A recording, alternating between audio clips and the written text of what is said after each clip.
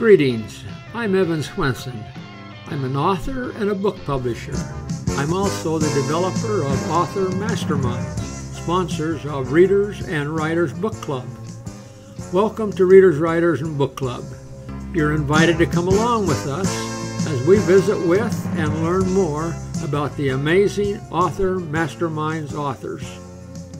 Welcome. Pleased that you're here today. Today we will be talking with Marianne Paul, America's Lady of International Thrillers. Good afternoon, Marianne. Thanks for joining us on Readers and Writers Book Club. Good afternoon, Evan. How are you? I'm glad to be here. Yeah, I'm glad of that. It is nice to be here. It's wonderful to talk with you today. We're going to have a lot of fun today, Marianne. Part of the fun that we're going to have, by the way, is that we're going to have a couple of drawings during the broadcast. This is going to be we're going to have a couple of Alaska games. Now, Marianne, I think that you told me that you had played the Alaska game before. I have. I love it. Yeah. But instead of me telling about it, you tell me about it. What do you know about the Alaska game? Gosh, Evan, the last time I played that game, I was at your house. That was 5 Oh, really? Yes. Oh, okay. I don't have a copy of it. I remember playing that and loving it. And I'm so sorry. That's all I can remember at this moment, except I loved the art on it. So today then you're not eligible for this. That's correct. So go to Amazon, type in Alaska, and buy your own copy, Marianne. Will do, Evan.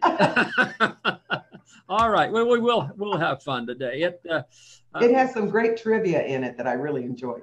Yeah, well, it's got 112 cards. Yeah. And each one of those cards has a separate Alaska animal fact on it. And so it does have a lot of trivia that has nothing to do with the game. It's just fun. That's right. So Marianne, we're going to talk today about several things, but let's start right here. I'd like to have people at home find out about you a little bit more. And so we'll start with this and learn a little bit about Marianne, and then we'll come back and talk about it. There it is. There is one thing to be said for coincidences. There aren't any. And before you think I'm crazy or just narrow-minded, consider the following story of how I became a published author. A day came when I was confronted with an indisputable fact. My eternal soul lives in nothing more than crockery. That day came in May 1998. A crippling pain hit me in the morning. I ignored it and went to work. It returned with a vengeance by noon. At 1 p.m., I found myself in the emergency room. A disc had herniated in my neck, and I faced surgery with a really long recovery. As they say, the Lord works in mysterious ways. Indeed, He does. Because if the disc in my neck had not herniated, if I had not read 100 books in 90 days because I could do nothing else while I healed, and if I had not listened to a good friend who suggested I write a novel, we would not be talking today. I took courses, joined online chat groups, and talked about writing until I was blue in the face. I was trying to convince myself that writing wasn't for me. In the end, I accepted the idea of writing was not going to go away. That was the day I started my journey as an author. It took 12 years to summon the courage and face the passion that would not leave no matter what I did. Okay, Marianne, there you are. There I was, and there I am. Oh. So tell us about that, Marianne. About what happened, or about summoning the courage? Yeah. You talked about you're going to have surgery and a long recovery period, and that I've interviewed and met a good number of authors, several hundred authors. And I found that almost always they have one thing in common, Marianne, and that's the thing that started you. And that is you came from a difficulty and made just a something good out of it. Yes. So tell me about that. Well, what I will say is I did face a long recovery. I did face surgery. This disc had it had ruptured and was sitting in my spinal column. So the pain was excruciating. The reason I'm even telling you this, to make a long story short, I ended up finding a doctor that helped me tremendously in Alaska, in Anchorage, without surgery. Now, I was dumb enough not to know how badly I needed surgery. And I did not want to have it. And a long story short, God healed me and I did not have to have surgery.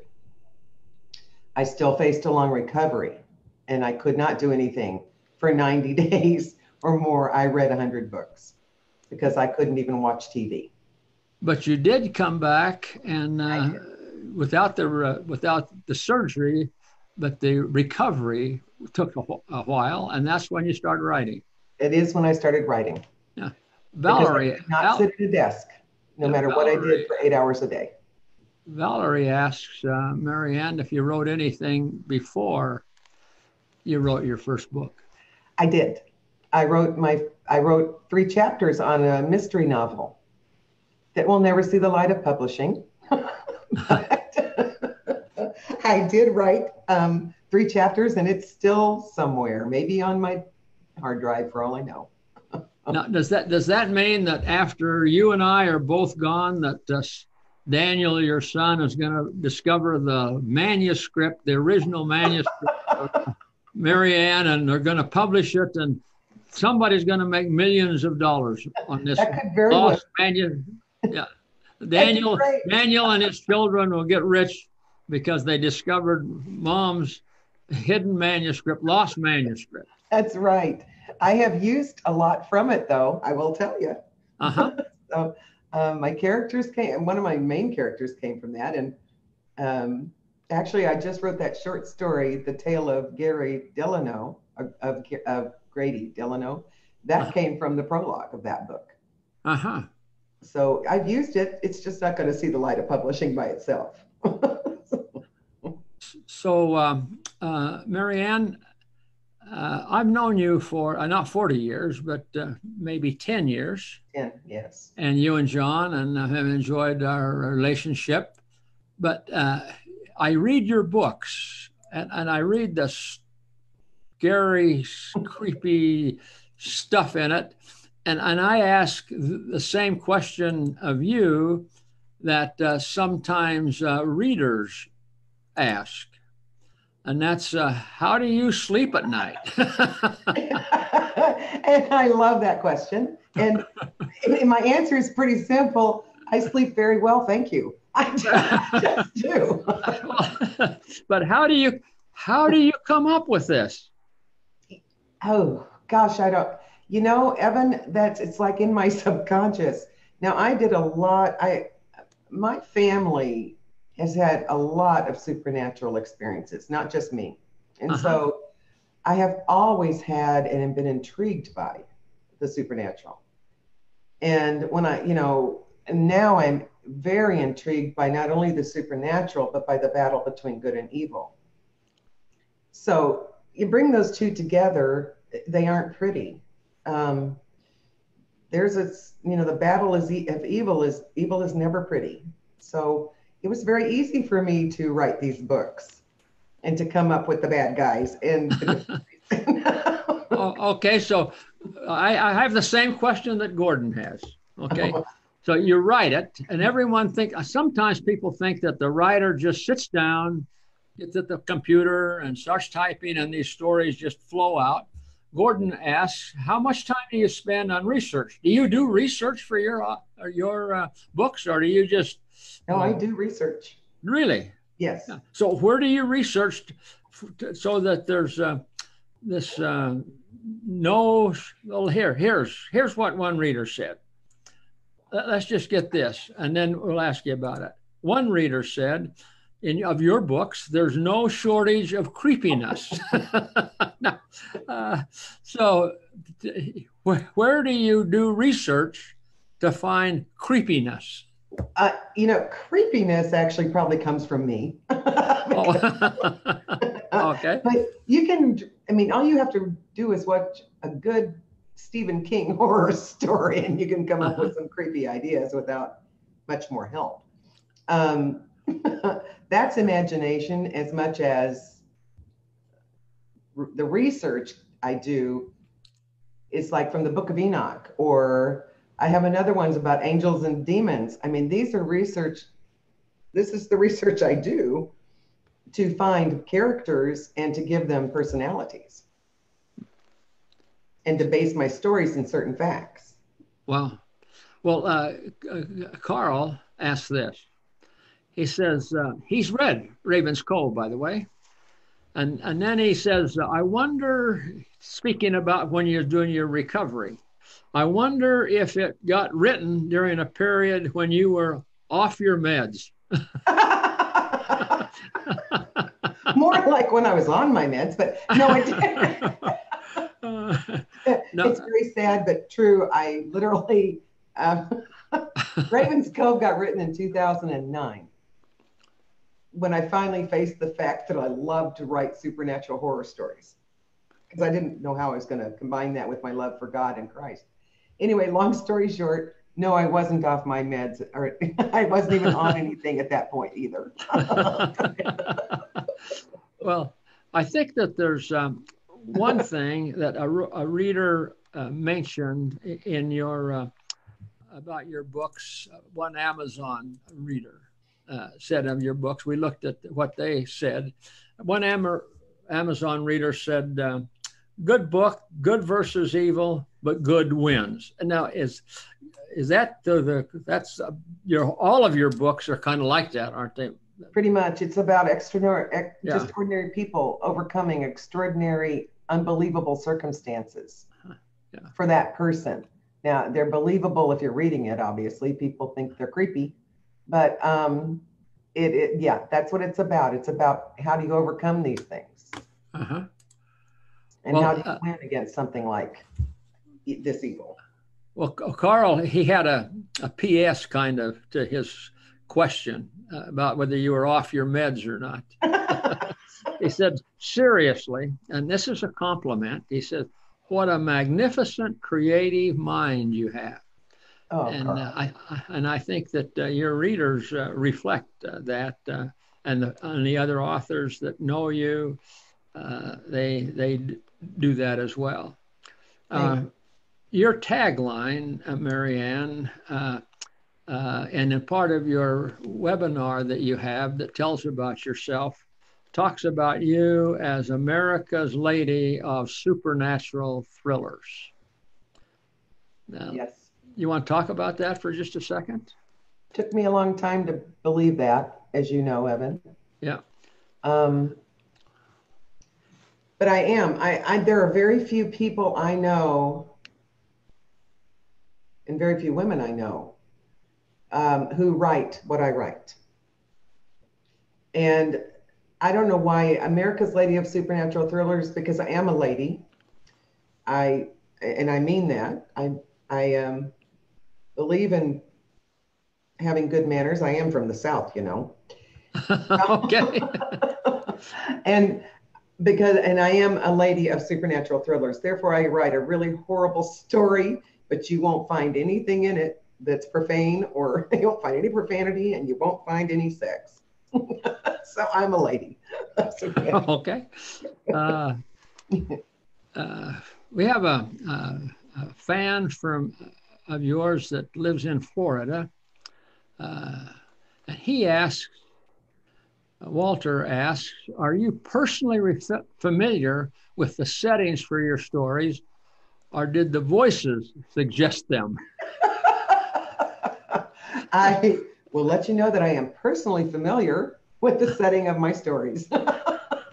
Now, I took artistic license with those settings, but they are real. I made up Raven's Cove is in Alaska. There's no Raven's Cove, Alaska. There is not, but there is an Anchor Point, Alaska. Uh-huh. And there is a Homer, Alaska. Uh-huh. And if you That's what I took the license with. I turned them into Ravens Cove. You kind of combined them then? Well, I really didn't. No, Anchor Point is Ravens Cove. Uh-huh. Homer becomes Clayton, I believe is the name when we had to go to the big town. Uh-huh.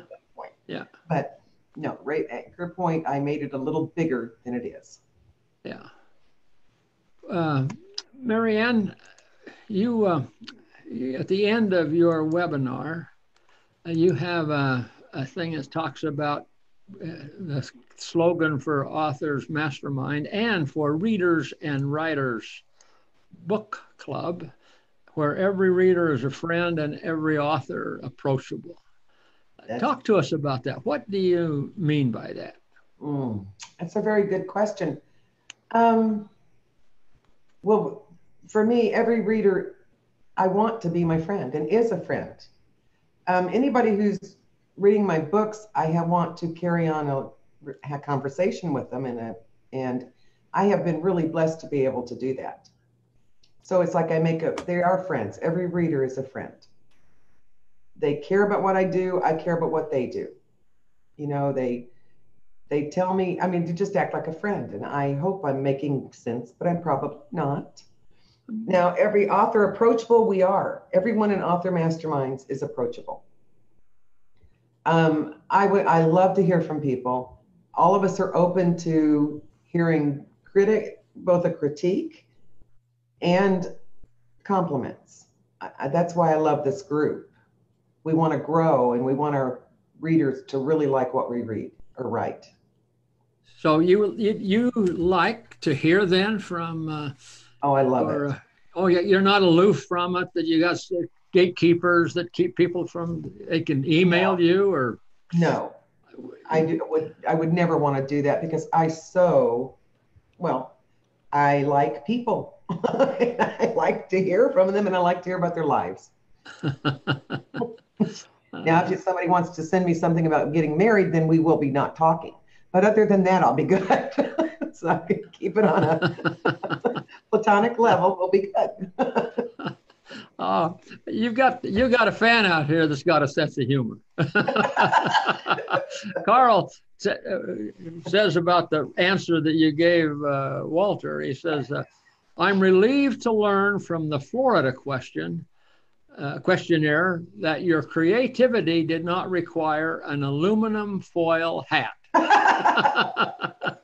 Yeah, Carl, that would only be if I was looking for aliens.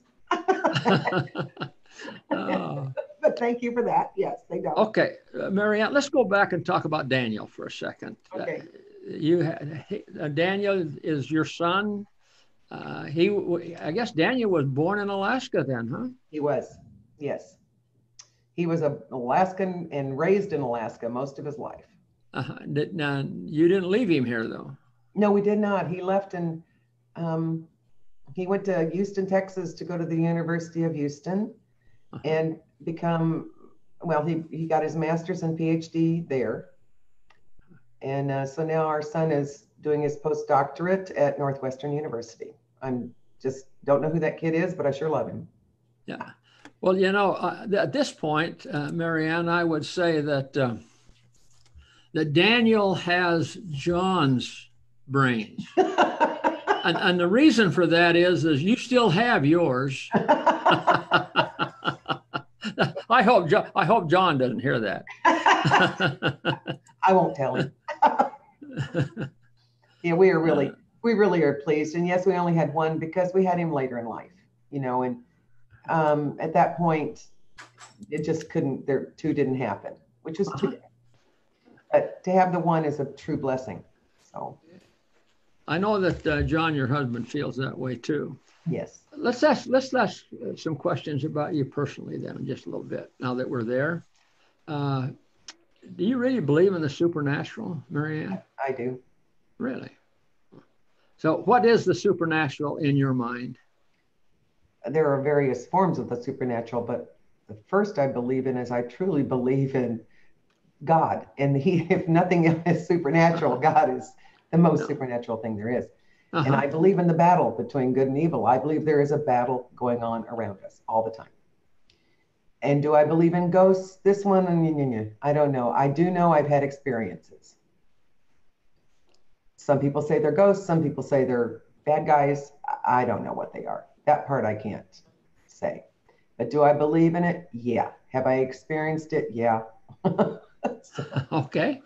So let's move away from that a little bit then, and then talk about what things in your life make you smile. You have a beautiful smile, by the way, Marianne. Everyone that I talk to and that I see that smile, and it's beautiful.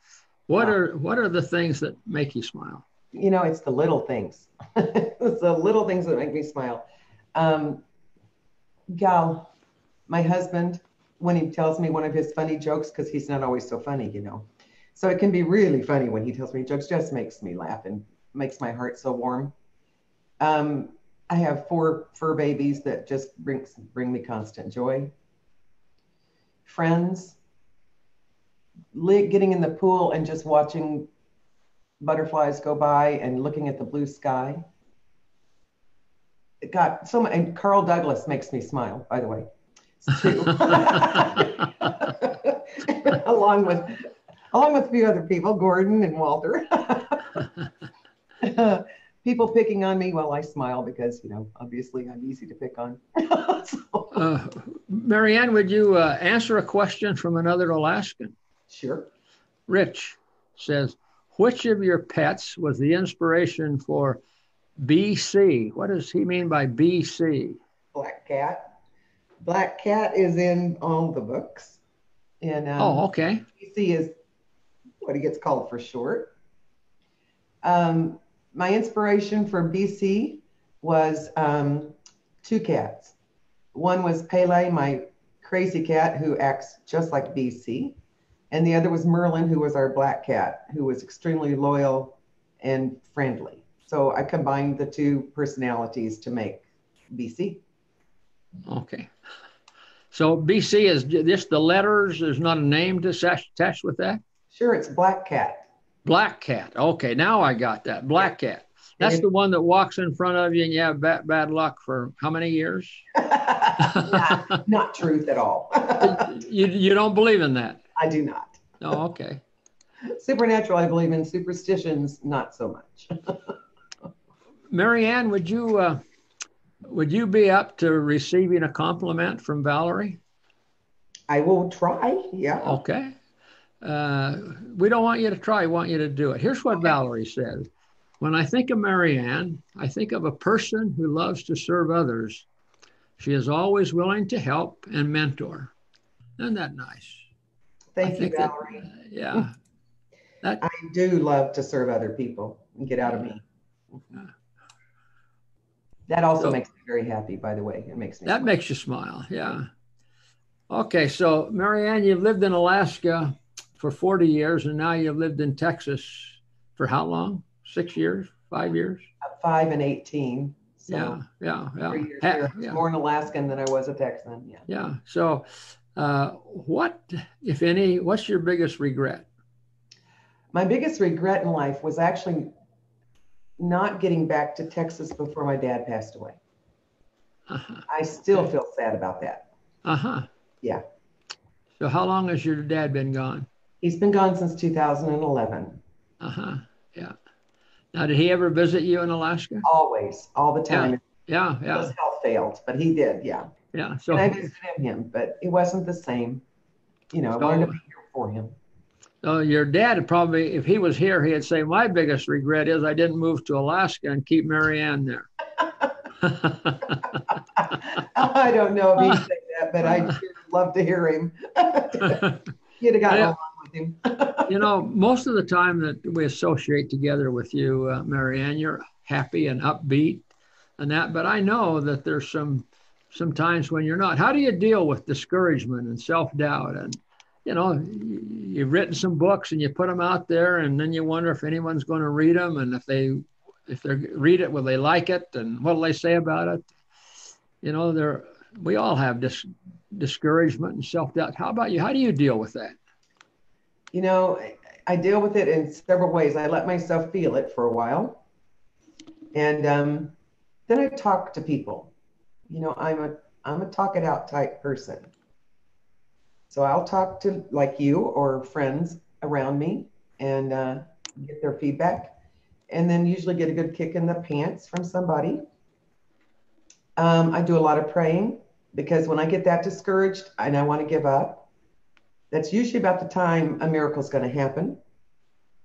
And I have to remember, wait 3 seconds before the miracle happens. Don't stop. Just wait for the miracle happen. And that it's a lot of self-talk, and talk. Oh, and Author Masterminds has just become one of my favorite places, of course. There's someone who said that faith precedes the miracle. Yes. Yeah, and I think that's what you're talking about. It is exactly what I'm talking about. And I have a favorite phrase that says, I have to read it now, it's not behind me. For God has not given us a spirit of fear, but of power and of love and of sound mind. And sometimes that is exactly the phrase I need to go to. Because maybe I'm afraid instead of doubt, discouraged. That maybe just real live fear. And I didn't get a spirit of fear, but of power and love and a sound mind. Okay. All right. Thank you for that sharing. Let's get on a little lighter side then. Oh, yeah. Let's go the other way. Okay. How do you relax? What do you do? I love to swim. Oh yeah, you have a pool. I love to swim, and God gave us a pool. I'm so thrilled. But the other thing people don't know about me is I'm a PC gamer. I love to play PC games. So yeah, I'm somebody who'll sit down and play game. Now, what does that have to do with writing? Anything? Well, it can give me ideas. Yeah. Okay. But literally, I read a lot. I haven't read a lot recently because I've been busy with other things. But I love to read, and I actually enjoy watching some odd shows on TV that nobody else would probably find fun and relaxing, but I do because they give me more ideas for books. So is this true confession time? What movies are you watching? I watch things like, The X-Files. Again, I've seen them already. I watch Ghost Adventures. I watch okay. Paranormal Survivor. Oh my. It's what I do. Well, Marianne, I know, and most writers understand and know this, that to be a good writer, you're a good reader, and you read a lot, and that's what you've just said. Marianne, who is your favorite writer? I have so many. You said that, and I'm going, okay, here's my favorite writers. Stephen King, Frank Peretti, Sue Grafton. Just keep going. And there's two more. There's actually more than that. There's Sue Grafton, and then there's Lillian Jackson Braun, and then there's Robin Bearfield. Okay. I really love her books. Carl. I'm getting ready to. Steve Levi. Carl Douglas. I said that already. Gordon Parker, I can hardly wait. I haven't read him yet, but I think I'm going to love it. Yeah, you want me to keep going? I have like no, that's okay. I got lots of authors. Already you've used up the next month's. Who knows? I know. When I read, look out.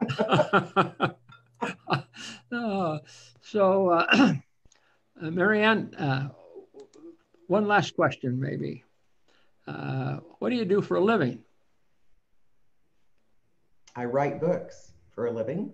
Oh, you're a writer. I am a professional writer. I was going to say, well, I don't do anything else for a living. I write books for a living. Okay, so at the last of your webinar, well, before I put this slide up, Marianne, let's tell people how they can contact you and how you could give them the address for your webinar that expands a lot about what we've been talking about today, but even more. If you wanted to get to know Marianne Paul as a writer, she has a webinar, she calls it, that tells all about it. You saw just a piece of it earlier in the interview today. So Marianne, how can people get a hold of you? Let's just put your email address to start with, and then we'll go from there. It'd be Well, I'm trying to decide. Marianne at mariannepaul.com. It's Marianne at mariannepaul.com. Mariannepaul.com is my whole name. Marianne Paul. And Paul is spelled P-O-L-L. Correct. P-O-L-L. So it's Mary, M-A-R-Y, Ann, A-N-N, Paul, P-O-L-L.com. Correct. So let's say this, because at the end of your webinar, you have this. It says, it's a pleasure to connect with you. That is the truth. Yeah. Marianne, share with us, if you would, one pleasurable experience that you had connecting with one of your readers. Oh, there's so many. Let me think. That's a good question, Evan. You got me on that one. Well, one of them was named Brandon, and he was our irrigation guy. Anyway, he told me how much he loves my books, and he was so excited to receive a copy of Raven's Cove. But a better one, I guess, is to tell you about my chiropractor's son, who has read all 4 of my books. Uh-huh. And has said he just cannot wait for the next one to come out. So I have been just so blessed by these people that I didn't expect to want to buy a book. Uh-huh. It just came out of nowhere. So you've done a lot of book signings. People come up and talk with you about your book.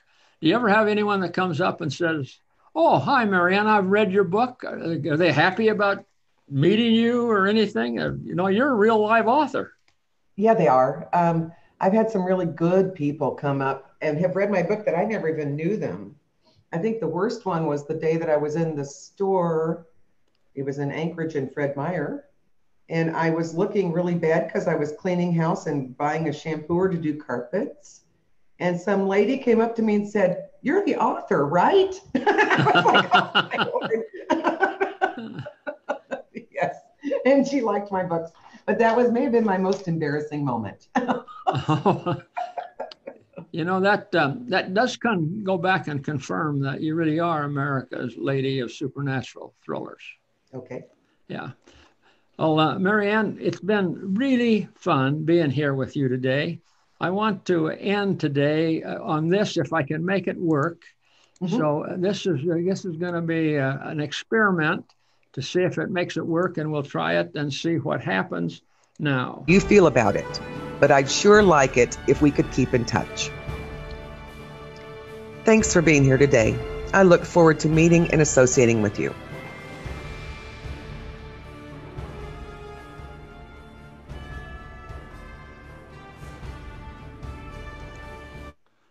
Thank you, Evan. It's all truth. So, Marianne, it has been fun being here with you today and getting to know you a little bit better. If the people would like to send you a little note via email, they now have your email address. They could communicate with you, and you could tell them where they could see that whole webinar about Marianne Paul, get to know you better. Yes. It has been fun. It has. Thank you. Yeah, we look forward to seeing you again on Readers and Writers Book Club. And in the meantime, keep in touch. Thank you. I will.